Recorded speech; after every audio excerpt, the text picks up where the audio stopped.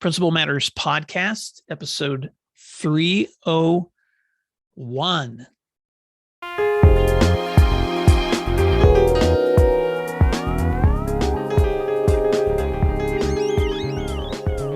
Hi, friends. This is Will Parker, host of Principal Matters, the School Leaders Podcast, where each week we bring you inspiring, innovative, and imaginative ideas for your own school leadership. And this week, we are answering principal questions with my co-host, Jen Schwanke. Jen Schwanke is the Deputy Superintendent at Dublin Schools in Dublin, Ohio, the author of 2 great books on school leadership, a frequent contributor to this podcast. And I call her my co-host because she's by far, hands down, been on this podcast more than any other leader. And when she's not, I hear from you, listeners.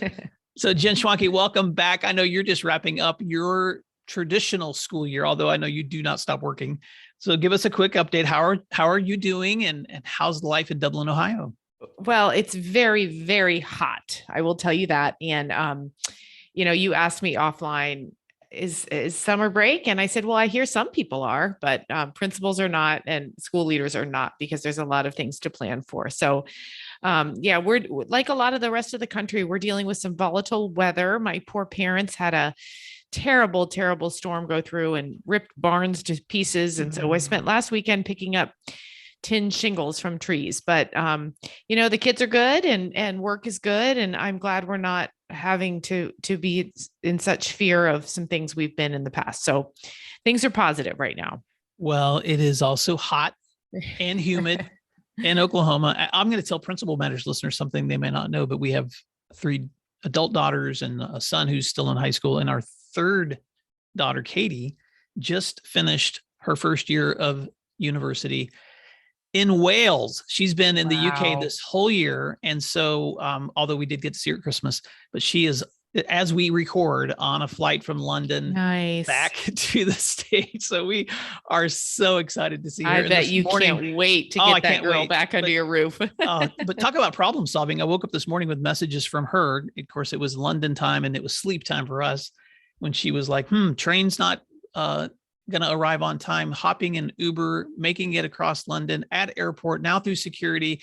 And I was looking on the phone to see like where she might be, and she made it all work. And I was like, even if she doesn't get a degree, the problem solving that girl has learned in international travel has prepared her for a lot in life. And speaking of feeling prepared, I really am excited to connect with you this episode, Jen, because we have questions from listeners. And this is my favorite part to do with you, is to pull you in whenever we've got questions. And there's 2 situations specifically that I want to share with you and just get your feedback on. Situation number 1 is going to be about a principal who's struggling with negativity from staff. And situation 2 is going to be a principal who's really struggling with a sense of a need for encouragement and confidence and leadership. And so I'm going to take them one at a time. And just to set this up for listeners, the first situation, I'm going to read a little bit from this email exchange that we had with the principal. And I do not have permission to share this principal's name, although the principal gave me permission to share this issue with listeners. And so I'm going to read an edited version of the email and then ask you, Jen, to reflect with me on this question. But it begins like this, quote, "One of the biggest challenges I have faced is not allowing for a very small group of people that work in our building that have an amount of built up negativity towards our school systems take up free rent space in my head." Now, let me give you some more context. Quote, "I have found your podcast episode 273, How to Manage When Someone is Stirring the Pot, extremely helpful, but I do see efforts to try and bring others into their perceived reality. Truthfully, I've leaned a lot on your guidance through your podcast as a new principal, and I'm very appreciative, etc." It continues. "As I've had time to reflect on this school year, now that I have concluded, I was able to relate closely with this following example." And I want to give you this example before we get the question. "Each year, it seems in education, there's a storm that's thrust upon our schools nationwide. And as education leaders, it seems our responsibility to construct an umbrella that helps protect not only our students, but our staff members from that storm. Components of that umbrella can be changes in school policy, support programs, leadership changes, professional development, redesigning a focus on social emotional learning, mental health. I feel like my district and school leadership provides a strong umbrella for the storms that we're all facing. As I reflect on my new position and my previous position in the classroom, however, I've begun to see how each individual uses that umbrella differently. So here's the challenge. Basically, my reflection leads me to the conclusion that no matter how hard you try to encourage or problem solve, at some point, everyone has to take up their own umbrella. If they're choosing not to, we must try to do our best to cover them under our own as a school leader. As long as we know we are doing our best, we cannot let others poke holes in our umbrella. If they succeed, then others will suffer. I recognize I'm still new to all this learning, but as I stated earlier, I love and embrace the daily challenges I face. Here's my question. How do you mediate negative relationships between staff members in your building or in the county or district level to ensure it's not negatively impacting students and programs and initiatives in the school building?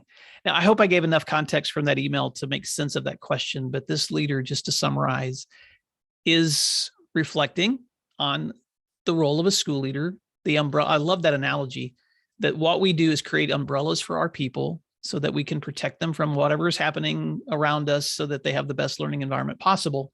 Yet at the same time, it seems no matter how strong that umbrella gets, there are some people who choose to use the umbrella differently. Some hold it up to protect just themselves, some hold it up to protect others, and some are poking holes in it.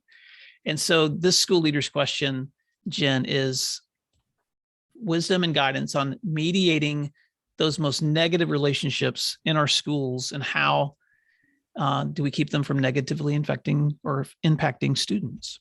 Right. It's such a good question. And, as you were reading it, I was thinking about actually how I opened today, not even knowing we were going to go this direction. But since we're making symbols and metaphors out of this problem, I'm thinking about that terrible derecho that came through Ohio and leveled my parents' farm. And I'm thinking about how I spoke with my father and I said, my God, what damage, what devastation. How are you? What are we going to do? And he just shook his head and he said, you can't control the wind.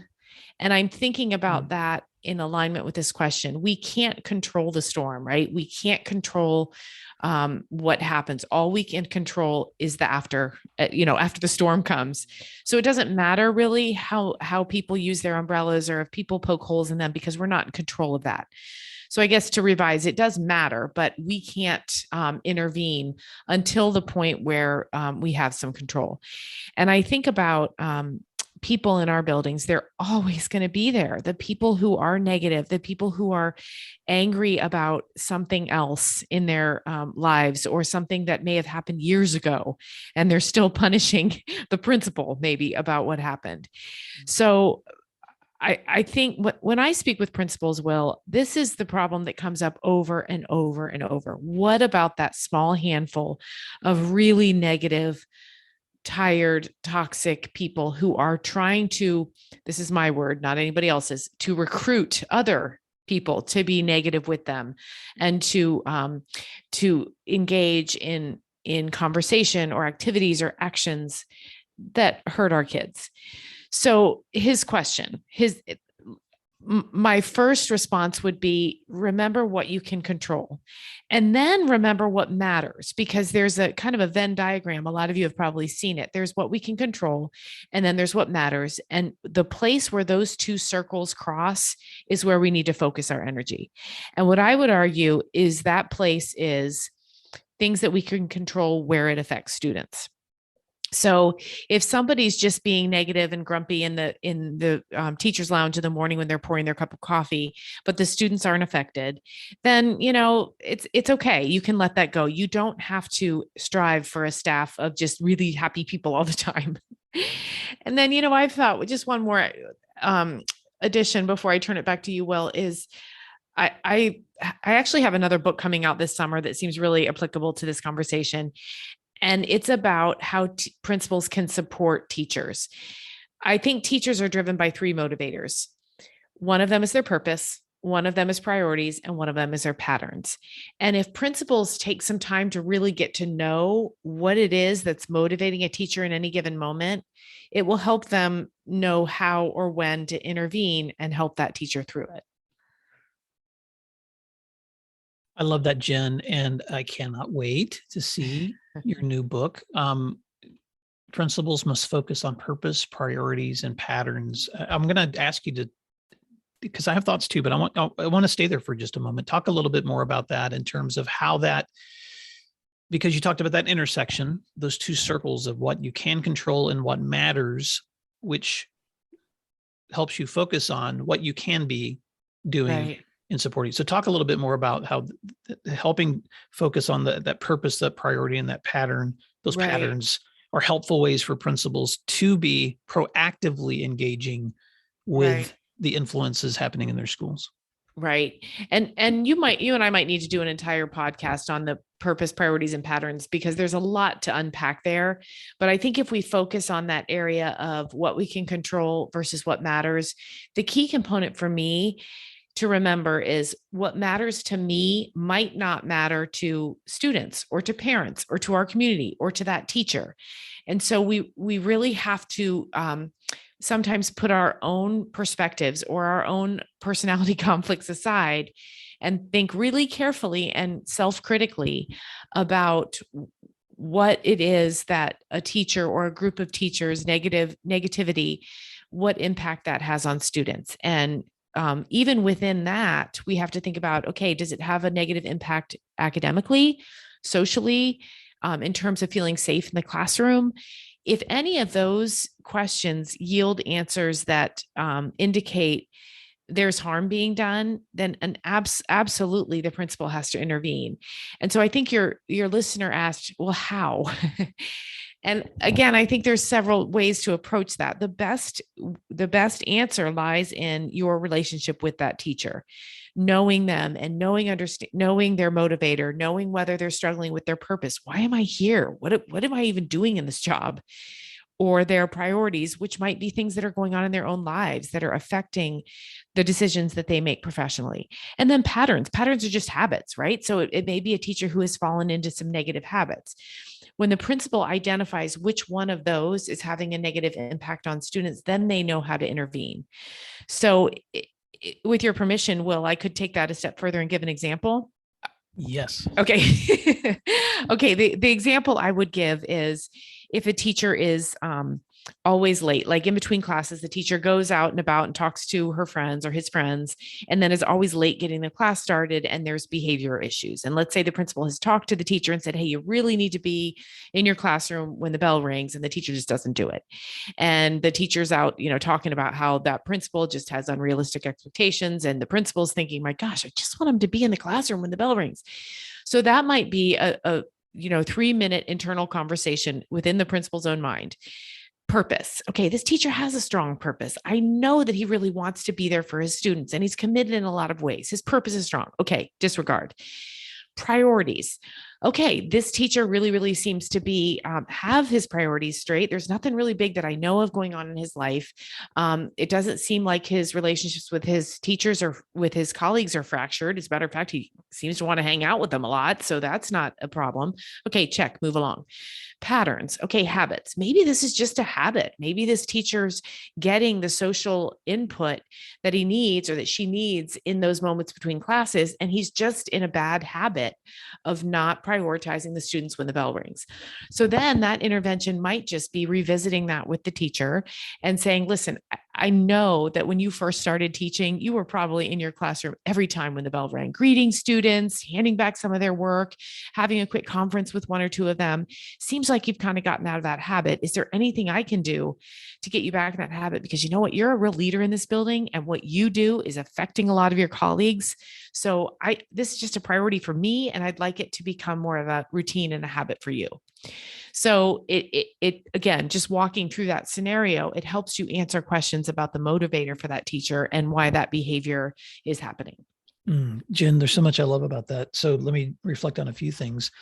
First of all, I want to apologize that I did not acknowledge the devastation that your family experienced when you mentioned No, I earlier. didn't let you. No, but I was thinking earlier, I was not even a sympathetic friend in that situation, but your father's wisdom is so incredible. It seems like every time we talk about your dad, he has some kernel of just some golden wisdom that he shares that I just am like, oh, I want him to be my dad too. Right. Oh, he's incredible. Yeah. And this is applicable too to principals. I truly think the eye of the worst part of the storm was over his farm. And you know what he kept saying? Will, he kept saying, I am so lucky. I said, Dad, you are the most unlucky human being in the county. And he said, no, I'm not. Nobody was hurt. We have all our animals, equipment can be replaced. Yeah. Barns can be replaced. So to put that on the principal's world in the context of this conversation, I would say we are all still doing the good, lucky work, right? We are all still, even though there's challenges and even though we wake up in the morning to a storm and every year we have a storm, we're still so lucky. And so that's something I'm going to take away from that derecho that came through Ohio.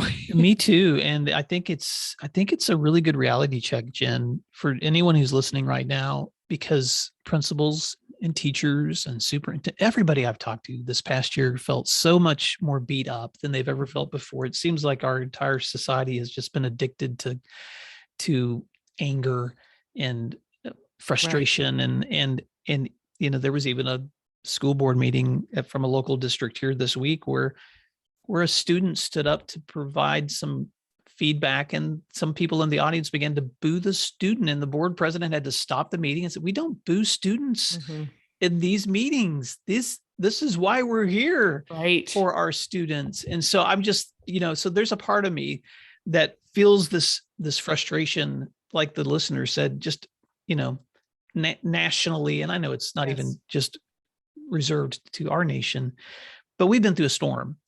And some people have been through a storm that's harder than others, but we've all been through storms. And so that's such a great reminder, Jen, that in the storms we face, because we've been through a storm, next year will be a different kind of storm, and the year after that'll be a different kind of storm. But the wisdom that your dad showed in that situation, which is that, we can't control the wind. Right. Can't control the wind. Nope. Yeah. Or like my friend Tim Elmore says, we can't control the wind, but we can adjust the sail. Right. Exactly. we can decide which way we want our sails to go. And so thank you for that practical feedback, because what you're not suggesting is that principals avoid crucial conversations. Right. There are times when wisdom does tell you, you know what, this is a situation I'm going to need to just walk away from because the context here is not something that I need to address at this moment.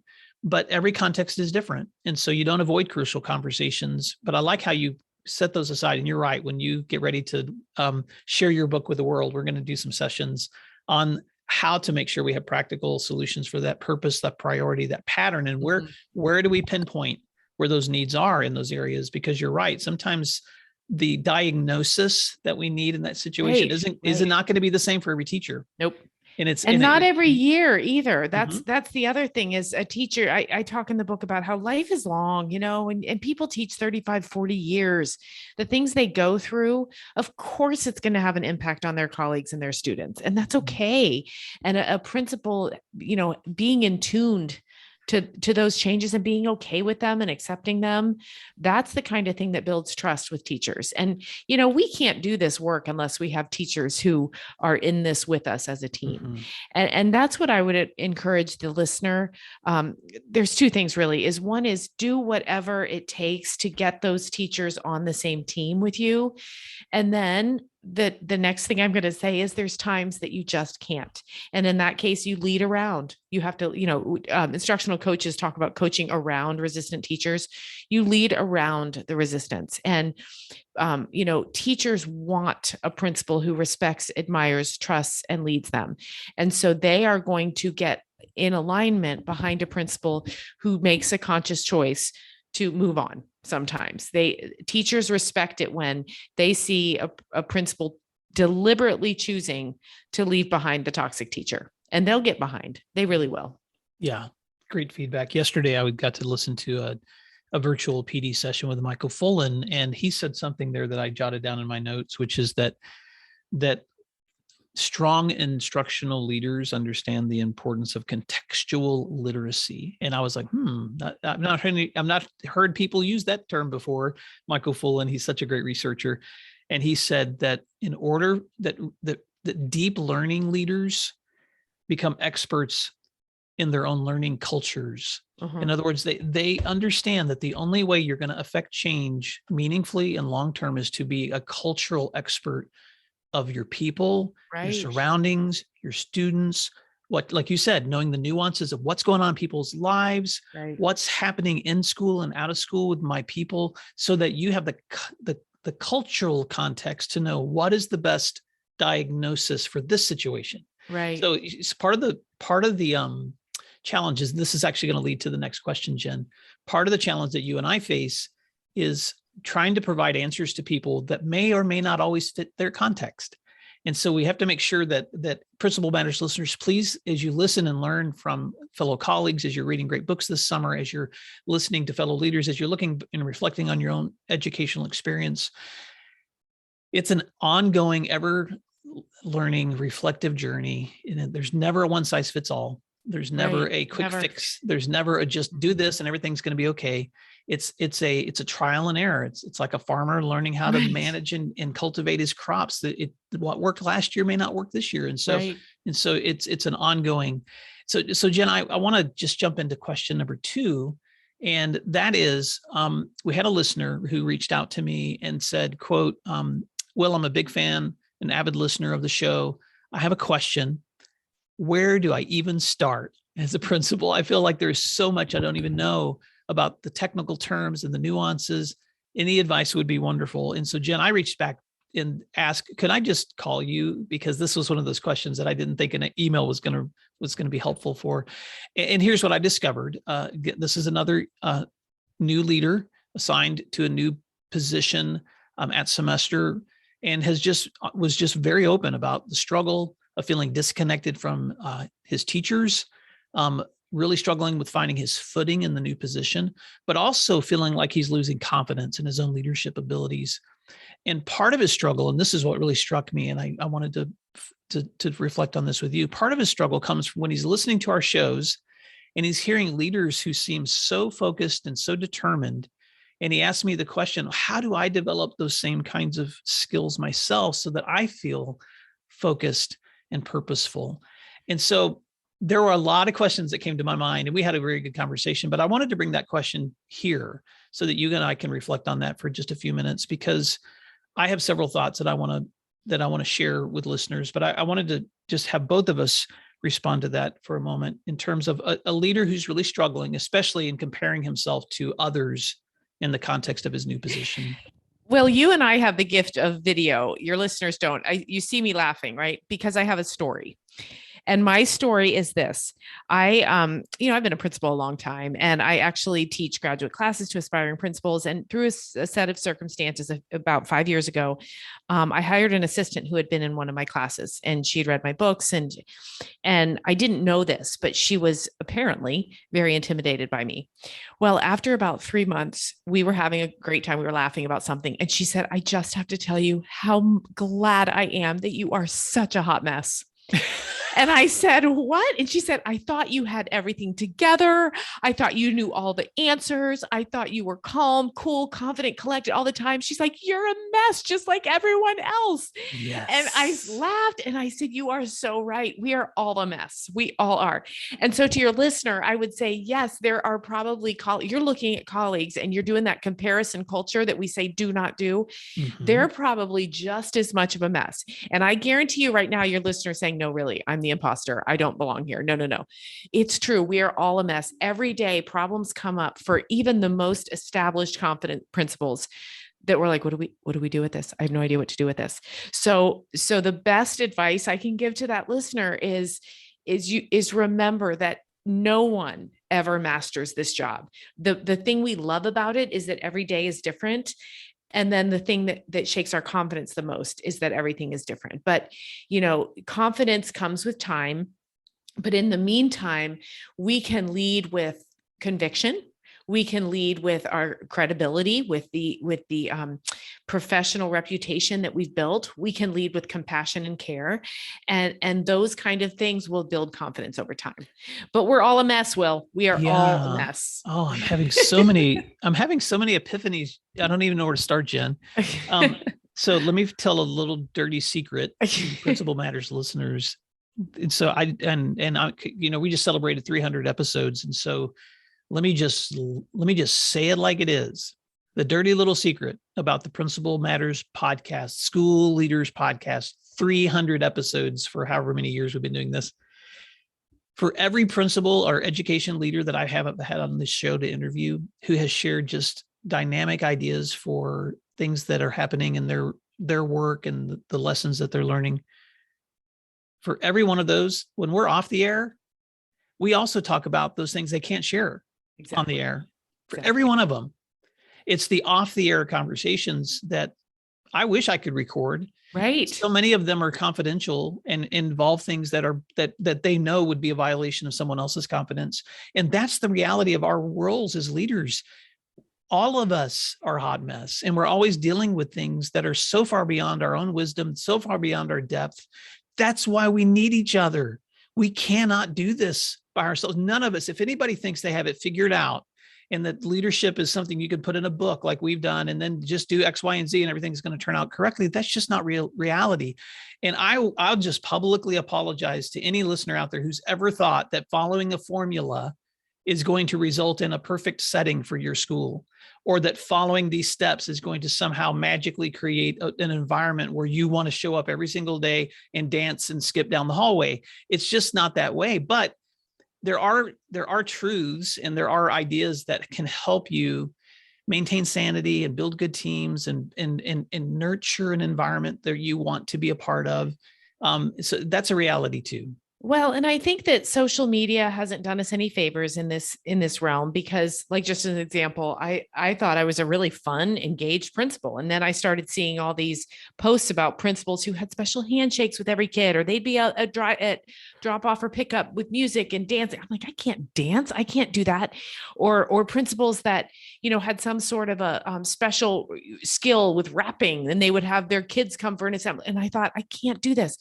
Here's what I would say, though. Principals counsel teachers and students all the time. Don't get sucked up into the comparisons. And then we do it ourselves. Yeah. So the way I approach that, I don't know that this would work for anyone else, is when I see myself spiraling, or I feel myself thinking I should be more, I should be doing more, I'm not enough. I think, okay, pick one thing. Just one thing that you saw on social media or that you heard on a podcast, just one thing to work on. And that's the only thing you work on for a month or 2 months or 6 months.